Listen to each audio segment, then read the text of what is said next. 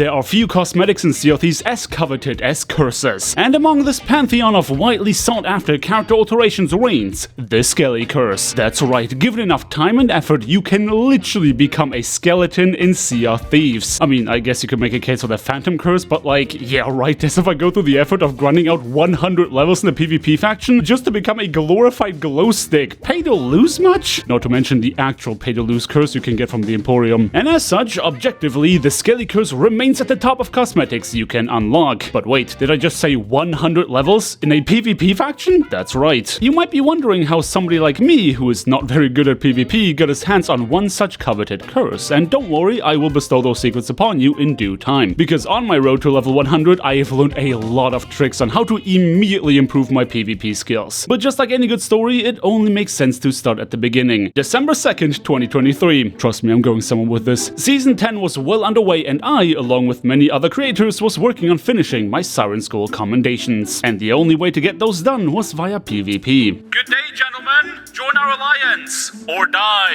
What the Hey, no curse words. Join our alliance or die. Okay, we were obviously dealing with new players here. The only item we cared about was the Skull of Siren Song, and since these fellas made no effort to join that voyage, we decided to let them go. Why bother wasting supplies on ships that have next to no treasure whilst obviously posing no threat? In general, we found ourselves on a very friendly server until the Siren Skull voyage finally became available. There was a mutual understanding between us and anyone we met that all of us would become rivals when that time came. We found ourselves fighting a galleon we befriended earlier. They were already ahead of us, having collected all the pieces for the quest before we could catch up to them. But of course, with a turn-in location being visible to everyone who joined the hunt, we knew we still had a chance to snap victory from the jaws of defeat. Though it was close quarters combat before we knew it, rather than fighting us out in the open sea where the skull would slow them down, they decided to make their stance on the island. I ran after them with reckless abandon, but unfortunately for us... No! GG's! Dang it, man. Good fight. Now granted, this was more of a friendly competition than an actual fight. As soon as the voyage was complete, all of us went back to being friends. But the really frustrating part was that we lost to them over and over again. Even with a barrel full of cursed cannonballs, I was unable to win a single fight. And with that, even just one Skull of Siren Song. And if you can't win a fight with curses, you know that there's a certified skill issue at play. Now, if this is all there's to it, then sure, call it a one-off. We were outnumbered, I was cannons when I should have been helm, and all the rest of it. But reality is that this was happening all the time. I felt like I was never good enough to pull my weight, which was like a punch to the gut, because if you have watched my Swabby to Pirate Legend video, you might remember that I spent the first 3 months of me playing this game PvPing as much as possible. The truth is that I had lost my edge, and I wanted to get it back. No longer was I going to be responsible for losing fights, no longer was I going to disappoint my friends. It was then that I decided it was time to get the Skeleton Curse. Okay, basics out of the way first. How do you unlock the Skeleton Curse? In order to reach level 100 with the Servants of the Flame, you are going to have to compete in Hourglass PvP, a match-made player versus player system taking place on the high seas. Basically, you are going to be matched against a ship of similar size, with solos always fighting solos, and cannot leave a designated area until one of you sank. The more matches you win, the higher your streak, the higher your Hourglass value. And once you turn it in by lowering it at an outpost, you get the value of your Hourglass paid out in gold and reputation. Do that often enough to reach level 100, don't forget to knock out 75 levels with the Reaper's Bones as well, and boom, you can partake in the Ritual of the Flame. Now, technically speaking, you can get to level 100 by losing every single fight on purpose, but not only would that make an already insufferable grind even more grindy, it would also do absolutely nothing for my goal of actually improving at PvP. This curse, more than being a cosmetic, is supposed to be a symbol representing my own personal improvement, meaning I actually want to win my fights. Now, the key to getting better at most things is just doing that thing a lot, but it doesn't hurt having somebody knowledgeable to teach you the ropes. Much like I am going to teach you all the tips and tricks I've learned now, I contacted a friend of mine to help me in this project, and his name is Miffoo. Slap a slight right and raise that sail a little bit. Feel free to pop any sniper rifle at that cannon there, good sir. And try. You might even scare the man. We are getting a little closer, so... That's my face. Oh, that's not good. if you res me, you might need to back up from the crate a little bit. There you are. You already know how to do this. Yep, on my request, Miffoo was going to give me exact play-by-play commands on what I should be doing at any point in time until I have internalized what needs to be done. With over 10,000 hours in the game, he is easily the most knowledgeable Sea of Thieves player I know. But hey, remember when I said that it takes level 100 to get a PvP curse? Well, at level 1000, you can unlock the golden version of these curses, and this guy has both of them. But stop typing your comments, I already know what you're gonna say. Wow, so Cliff is just getting carried to get the curse? And you know what? I was thinking the same thing, until I remembered that Hourglass PvP uses skill-based matchmaking, meaning a lot of the time, the fights were actually looking a little more like this. Okay, dude. Bucket. Okay. Oh, Damn it, dude. Okay, it's my bad. Yeah, far from me getting a bunch of free wins, Miffoo's matchmaking rating was so incredibly high, as you would expect from somebody with over 2,000 levels in the Hourglass PvP factions, that we will be matched against absolute nutcases more often than not. I was learning how to PvP the hard way. Another on 3. Well, they're about to be on 0 once we're done with them. Ha! Yeah! I like your attitude. I might have had the spirit, but I certainly did not have the skill. The job of a good helm is basically to macro manage everything that's going on the boat. From my mast to my steering wheel, all the way down to damage on the hull, I had to be on top of everything, whilst of course also making sure that my cannoneer has an angle. These guys in particular were giving us a very hard time. They had a cannon rowboat attached to their sloop, basically turning it into a brigantine. Miffoo made the executive order to turn out to give him a chance to destroy it with blunder bombs, which obviously was not something our enemies approved of. It's a PvP game. Oh, they're salty about us not coming into the fight. That's crazy. I don't recall asking. Priorities on point. We were not going to let these guys BM us into making a bad decision. As long as they had a cannon rowboat, engaging in a broad v broad situation was an absolute death sentence. Contrary to their goal, however, it was them who got impatient. We might have been running low on blunder bombs, but with them constantly trying to board us, they couldn't defend their rowboat forever. And once that was taken care of, it was go time. Keep the rotation, please. A little faster? Yeah, a little still down a little bit more, a little bit more hard cranked. Okay. Alright, you're on cannons. No. Oh, okay, that's what you mean. Aiming for the guy, he's dead, bagged him. Huge. There's another one up here watching me. I'm popcorning the other guy.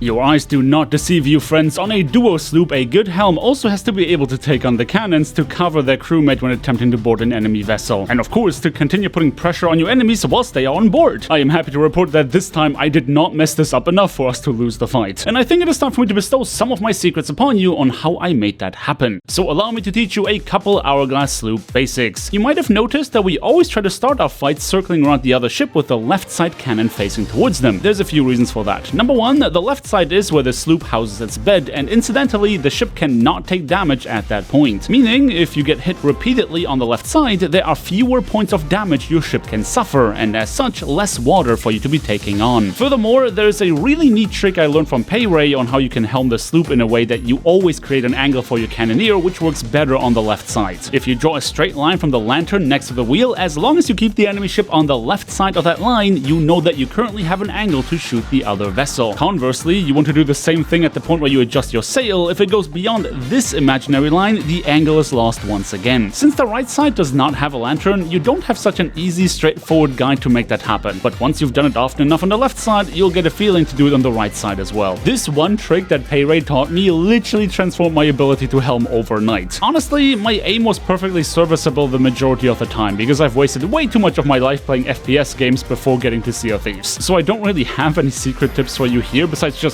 keep practicing. Build that muscle memory, adjust your sensitivity if need be, and most importantly, make sure to hit that like button. I mean, if you can't hit the like button, you won't be able to hit your enemies either. Though obviously, there's way more to being a good helm than keeping angle and hitting your shots. My awareness, decision making, and multitasking abilities needed a lot of work. But since Miffoo wasn't always available to babysit me, I decided to continue honing these skills in the most stress-inducing environment possible. Solo Hourglass PvP. And well, it was not looking good for me. Even with my aim being serviceable, solo PvP is the ultimate test of your multitasking abilities. You are basically taking up every single role on the ship, and the order in which you take care of the things that need doing matters a lot. I really wish I could give you a list of priorities like always make sure to keep your mast repaired above all else, but in reality, those priorities tend to shift depending on the situation you are in. Sometimes letting your sail go down so you can get a one bowl is worth it. Sometimes leaving your wheel broken and steering by adjusting your sail is better than the idea of trying trying to repair it. And you know what? Sometimes that upper deck damage is not important enough to take care of when you could be shooting some cannons instead. Solo Hourglass PvP is a game of constantly applying pressure. Every time you repair, that's time spent not shooting cannons, allowing your enemy to do the same. The only trick, so to speak, is to crank your volume high enough so that you never miss important sound cues like the noise your ship makes as it is about to sink or the splash of somebody getting on your ladder. The better you understand your ship and what needs to happen at any point in time, the better decisions you can make in order to make somebody else slip. In this fight, I was trying to win by driving my opponent out of bounds. He dropped his anchor to avoid that, and my instinct was to try and kill him so that I could raise the anchor once more. But instead of fighting him, I decided to catch the capstan before his boat stopped moving.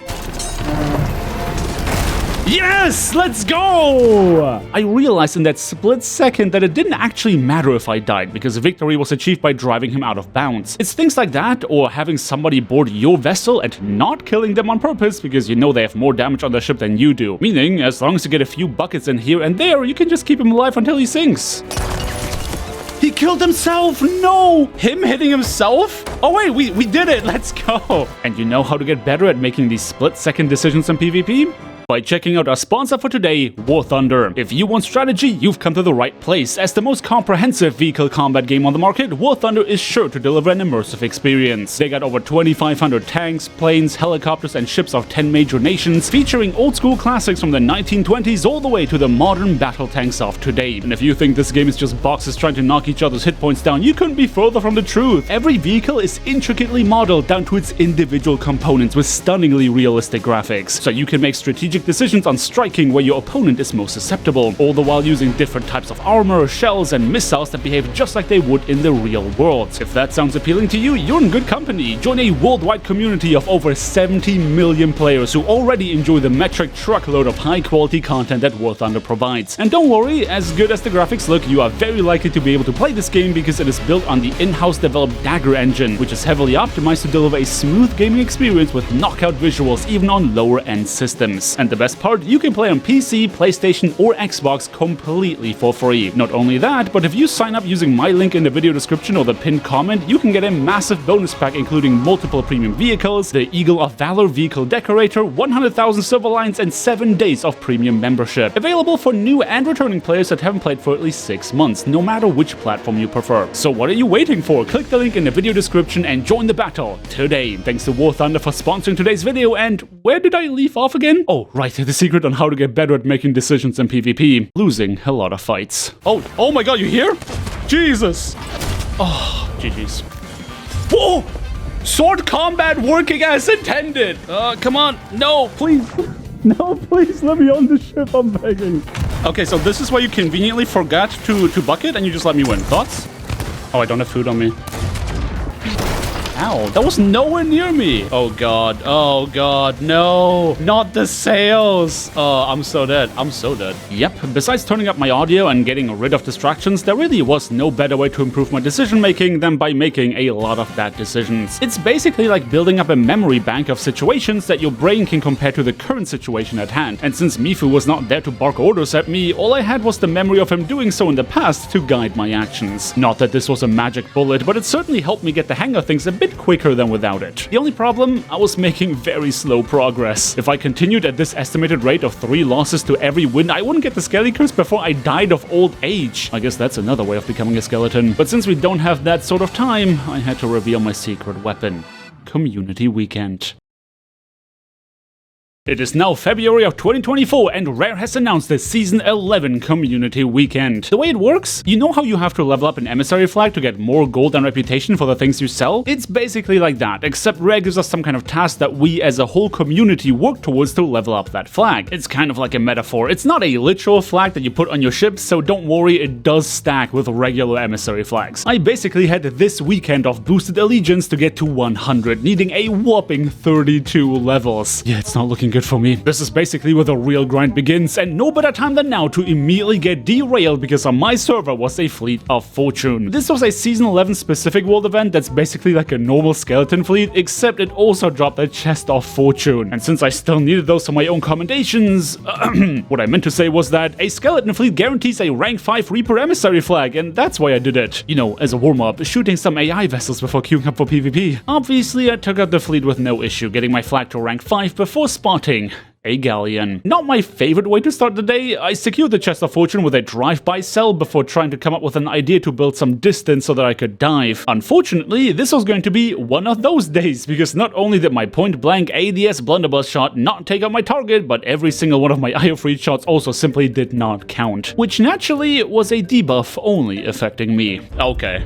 So I don't one-blundy him, but he one-blundies me. I already hate this game, dude. By virtue of the hit-wreck deities in the sky, I was not going to be granted a fair shot at defending myself. And because these guys had no intention of fighting a ship their own size, obviously there was no good way for me to shake them off. It took 3 of these robots with me running out of bullets as well as food to sink my ship. Which was definitely a bummer, but hey, all I needed were 2 wins in Hourglass to get that rank 5 emissary flag. Wow, I really do start to sound like a PvPer already. Now by this point into my grind, I had already improved substantially. I began making better decisions under pressure, understanding what needed fixing first, and my helming was basically night and day compared to when I started. And of course, I got to celebrate the small victories. 69! We done it! Okay, we stop here. That's it. That's all we needed. Oh, how much I wish I was right. Alas, 31 more levels were on the chopping block, and with me winning more fights, my matchmaking rating was rising, meaning my opponents in solo play also began getting better. He's so good! He's so good! Now, CQC is not something I usually struggle with a ton, shy of fighting people that seriously play this game too much. We had a true TDMer on our hands, somebody who was not actually interested in the naval portion of the game and simply wanted to run around the boat to fight up close and personal. I knew immediately that the only way for me to come out victorious was by agreeing to his terms. I had to lead him to believe that I too was a TDMer. By the way, no hate on this guy. He actually complimented me in my plays when I began landing some shots on him, so it's not like he was doing this maliciously, he just enjoyed that part of the game more than any other. However, since this was community weekend, I really did not have time to play with him like that. I could have sank a bunch of other ships in the time we were fighting, so once I got the upper hand, I began taking shots at this vessel. It took an embarrassing amount of effort for me to secure this victory, even with the advantage of me lying about wanting to TDM. GG, I guess. Well, I can't really blame him for being unhappy about that, but trust me, he was not the only one, because you know, the Fleet of Fortune is not the only thing that Season 11 brought to the game. It also brought a lot of bugs. I can't reload either. I can't be double gunning here. I need to go back to my ship. Yep, your eyes do not deceive you, my friends. It is the 25th of February 2024, and Sea of Thieves has a bug where you cannot interact with anything on your opponent's boat in Hourglass. I could not steer him out of bounds because I can't touch the wheel, I can't drop his anchor, heck, I couldn't even use his ammo box to reload my weapons. I would have loved to just win the battle via naval, but unfortunately for me, that bug also caused me to not be able to see any damage on their ship. Basically, from my point of view, their boat was full mast T-posing no matter what. I couldn't see how fast he was going, I couldn't see if my chain shots actually took down his mast, and I can't even see how much water he had taken on. So really, I just had to trust that I dealt enough damage to sink him before deciding to go full board, and then hope that 10 bullets are enough to keep him on the Ferry of the Damned until I won. But because game-breaking bugs alone were not enough, the servers were also melting, and the responsiveness of the game definitely suffered. And okay. Oh, game, please! I really need to cooperate right now. Oh my god, I missed my boarding opportunity because the thing didn't work. God, why is everything so delayed? Okay, if my skills were not enough to overpower my opponent, I needed a different approach, a smarter approach. Instead of trying to win via naval or CQC, I decided to ram his vessel and invite him onto my ship. Thanks to the ram, I could be 100% certain that he had taken on damage. And with me being right next to him, I knew he could not resist boarding me. All I had to do now was keep him alive on my ship until he had sunk. A risky move considering the ram had done a lot of damage to me as well, but alas, finally! What an annoying bug. How long was that fight? As you can hear, I was not even happy about coming out victorious. Wasn't it for all these bugs, I could have had several fights in the time it took me to sink this one ship. And since this weekend was the last chance for me to take advantage of the multipliers, I was on the clock. Anyway, I decided to turn in my 3 streaks, scuttled my ship for new supplies, and did the only thing I could do.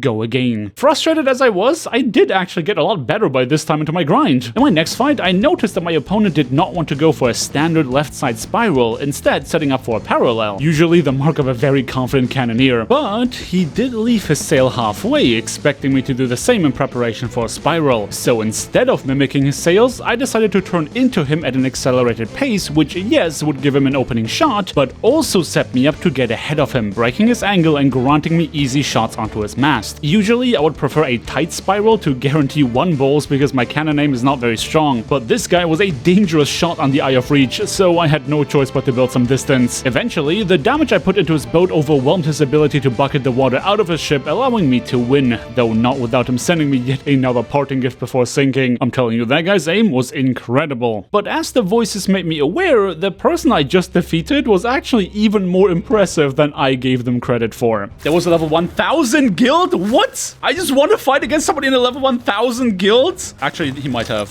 like a battle trade. Okay, yeah, yep. I can see that. He sank a lot of boats. Sometimes your own improvement really sneaks up on you. Winning this fight on the back of good helming decisions felt incredible, and I started to believe that I might be able to do the Skeleton Curse justice. My opponents, even in solo Hourglass fights, were getting a lot more competent, which was a sign that my matchmaking rating really had improved. Unfortunately, even with all that improvement, I was still not ready to carry my weight against the absolute monsters I had to fight once Miffoo joined once again. I need to craft food. I can't do anything for you right now. Yeah, it's fine, it's fine, it's fine. I'm dead. There goes my wheel. Oh, there goes my face. Holy shit. How are you still alive? How are you still alive? Shut up! Go to West Coast! Get off of here! Please! If I get knocked off this rep, I'm never repping anything ever again. I'll give you a pineapple if you re-queue. Alright, GG's. We should have cashed in. We should have cashed in. No, we shouldn't have. We shouldn't have. No. Get out of here! Go on! Get! Get out of here! Please! You don't know what I've been through! For everyone who expected me to just get carried to level 100, me included, I really hope this comes to show just how much of a challenge it truly was. At this rate, we would accidentally lost farm our way to my goal just by virtue of how strong our opponents were. Truth be told, our morale was at an all-time low. Between the devastating losses and all the game-breaking bugs, I was struggling to see us being able to pull through to the end. What we really needed was some sort of pick-me-up, something, anything to give us the mental fortitude to keep going. And thankfully for us, one such blessing was right around the corner. Hold up, the legendary guild of bards? Have you heard of the bards and the bees? Yeah. Our opponent was not actually an opponent at all. Apparently, word of our struggle had spread far and wide. Obviously, it was no surprise that somebody of my ability, or lack thereof, would be struggling in Hourglass PvP, but not everyone was trying to take advantage of that. These fellas were here to sing us a song to revitalize our spirits, a song that they wrote on the back of a track that viewers of my channel might be very familiar with. Each can be identified by the color it's and by no regional to any of the seas that we share. But once it's too easy, make sure you're prepared. Its bite is strong, and ruler of sharks repel its charge with brain and fire, and with the dying breath it will sink into the deep and raise our cups high to celebrate its defeat. But now it will emerge again with more scars to bear. We will stage every one of them to add to our tale. The hungry one, they chew terror, quick, clean, and shadow maul. But there is one megalodon that stands above them all. Yes, my friends, I'm speaking of the ghostly myth. Its white skin and peach fin are surely hard to miss. We'll sail and sail while wandering, not giving up the hunt. The shrouded ghost, do you hear us? We are the hunter's call. Oh, summon the megalodon, wake her up. 1, 2, 3, now we all bang the drums. Sailing out to open sea, no islands or rocks in sight. When we hear a change of theme, we'll celebrate all night. Summon the megalodon, set him free. Rows of teeth are pleased to agree to a large ship is sinking. Every pirate knows this tune. We tell our tales about the shark that gave us such a fight. Set sail. Yo, that was insane! Good stuff! Now, if this can't turn the tides, nothing will. After this masterful performance, Miff and I were ready to jump right back into our grind. And you know what? It worked! We were taking heads, stealing flags, and flying through those levels. The community weekend flag was only rank 2 at that point, but that did not stop us from playing out of our minds. Honestly, it comes to show how much your general state of mind affects your gameplay. With a deadline in mind, all these bugs and losses weighed on me so much more heavily than they would on any other day. Of course I was frustrated, but once we had that bardic intermission, I was able to clear my head to focus on my gameplay once again. And all these victories became even more fruitful when, towards the end of the day, the flag had reached rank 4. And speaking of the number 4 streak! Yo, this is our first was 4-string on the day, Miff. We had truly turned the ship around. No, obviously, not every fight went in our favor. The ferociousness of our enemies remained high, and just a few days of intense PvP training was not gonna get me to the level that Miffoo was at. But by the end of our 12-hour session, I had reached level 85 with the Servants of the Flame. Ladies and gentlemen, it is the 25th of February 2024, the last day of Season 10's community weekend, and I had 15 more levels to finish out my grind. The curse was so close I could almost taste it. Since Miffoo is American and I am, well, not, I had a couple of hours to kill before he got up. My goal was to be well supplied by the time he logged on, but I also wanted to get at least 5 levels prior to his arrival in an attempt to impress him. But before I even got done supplying up, I found an ancient skeleton. Ancient skellies are the only way for you to get your hands on ancient coins without swiping your credit card, and as such, they are extremely rare. Though there is one thing I should have considered before slaying it. What a blessed day, huh? Oh, no.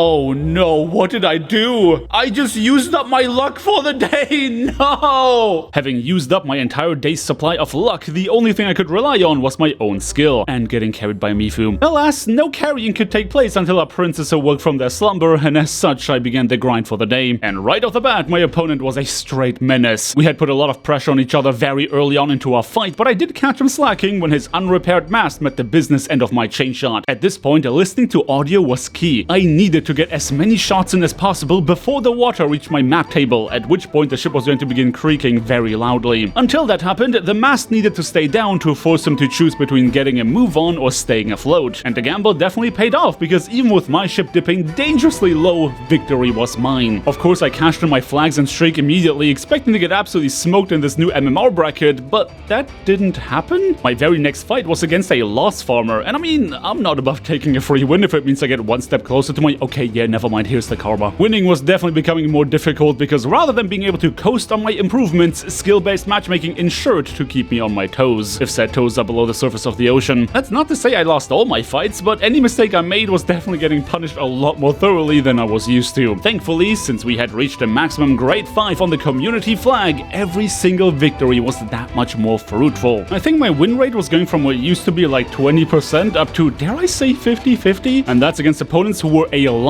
better than the players I used to fight. So imagine my face when during another supply run I found yet another ancient skeleton. If there was any hope for the matchmaker giving me a break on my final stretch to level 100, it was certainly gone at that point. But I did reach my goal. I gained 5 whole levels before my sensei's arrival, and of course was more than happy to bestow upon him the great news. We got 10 more levels to go. Are you ready? 10 more levels. 10 more levels with me on cannons. Alright, so 20 more levels. I'm kidding.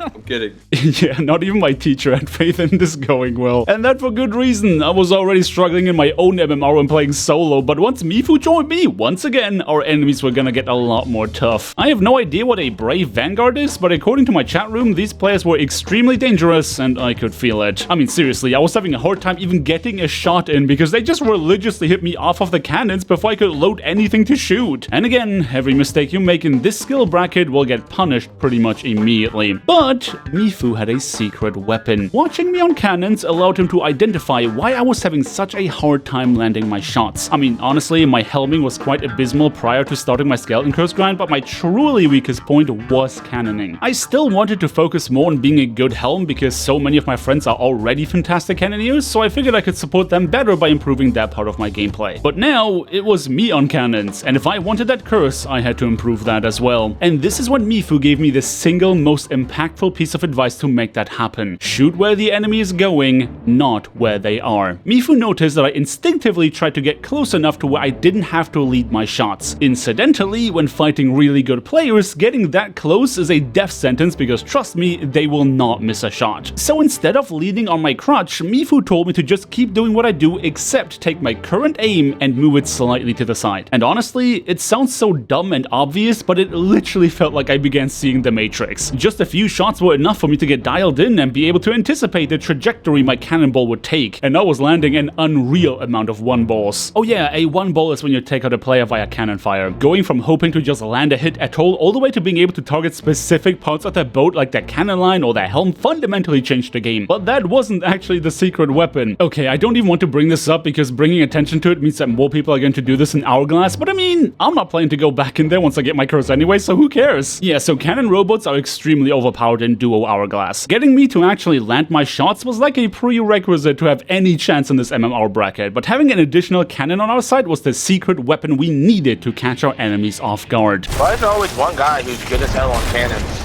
It was actually both guys this time. Getting more damage on them faster allowed me to go for boards pretty much a minute into a fight, as long as I could one-ball at least one of them and land my chain shots. And yeah, I might not be the best TDMer around, but my CQC is definitely stronger than my cannon shots, and with that, we were back in business, luck be damned. That's on.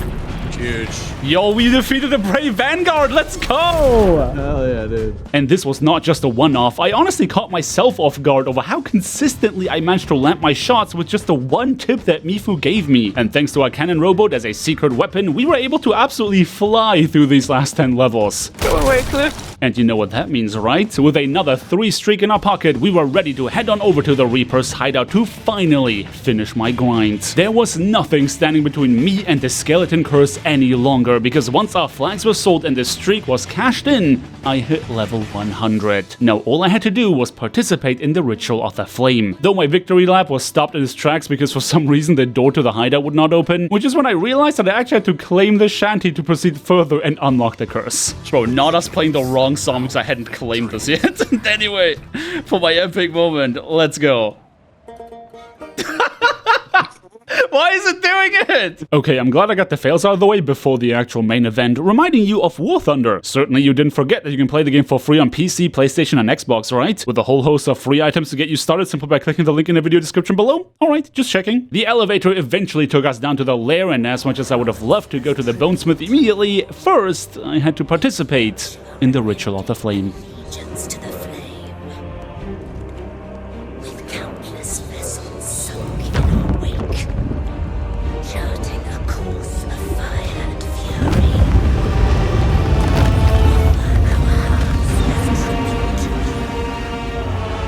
Our hearts as tribute to you.